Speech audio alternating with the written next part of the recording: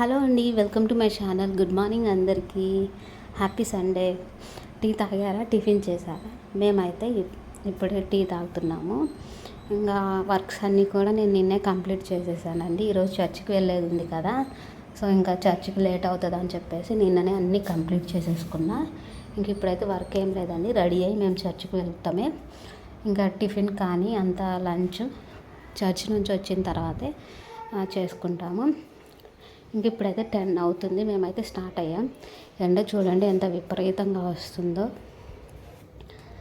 అసలు వీడియో తీయడానికి కూడా నాకు అస్సలు కనిపించట్లేదు. సరిగా రికార్డ్ అయిందో కూడా లేదు, షూట్ చేసేసాను. కానీ పర్లేదు, బాగానే వచ్చింది. ఇంకా మేమైతే స్టార్ట్ అయ్యామండి. మేము 2 ఆటోస్ అలా చేంజ్ చేయాలి మా చర్చ్ దగ్గరికి వెళ్ళడానికి. అందుకే ఎర్లీగానే మేము స్టార్ట్ అయ్యాము.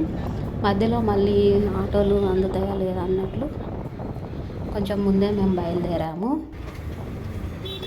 ప్రీవియస్గా కొన్ని వీడియోస్ అయితే అప్లోడ్ చేశానండి.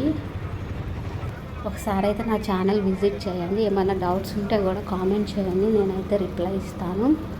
మీకు క్లారిటీగా ఎక్స్ప్లెయిన్ చేయమన్నా ఒక వీడియో అయితే చేస్తాను, నాకైతే కామెంట్ చేయండి. కంటెంట్ క్రియేట్ చేసే వాళ్ళకి ఆ వీడియోస్ అయితే చాలా యూస్ఫుల్గా ఉంటాయి. మార్కెట్ ప్లేస్ గురించి కూడా ఎక్స్ప్లెయిన్ చేశానండి. ఫేస్బుక్లో ఎలా మన ప్రోడక్ట్స్ని అప్లోడ్ చేసుకోవాలి, ఎక్కడ చేయాలి అనేది కూడా ఒక వీడియో చేశాను. అలాగే మన ప్రోడక్ట్స్ ఎక్కడ అమ్మితే బాగుంటుంది అని చెప్పేసి ఆ వీడియో కూడా ఒకటి అప్లోడ్ చేశాను. ఒక్కసారి నా ఛానల్ని విజిట్ చేస్తే మీకు ఆ వీడియోస్ కనిపిస్తాయి. నా వీడియోస్ మీకు నచ్చితే ప్లీజ్ ఒక లైక్ ఇచ్చి సబ్స్క్రైబ్ అయితే చేసుకోండి. అలాగే మీషో క్రియేటర్స్ హబ్ గురించి కూడా ఒక వీడియో అప్లోడ్ చేశానండి.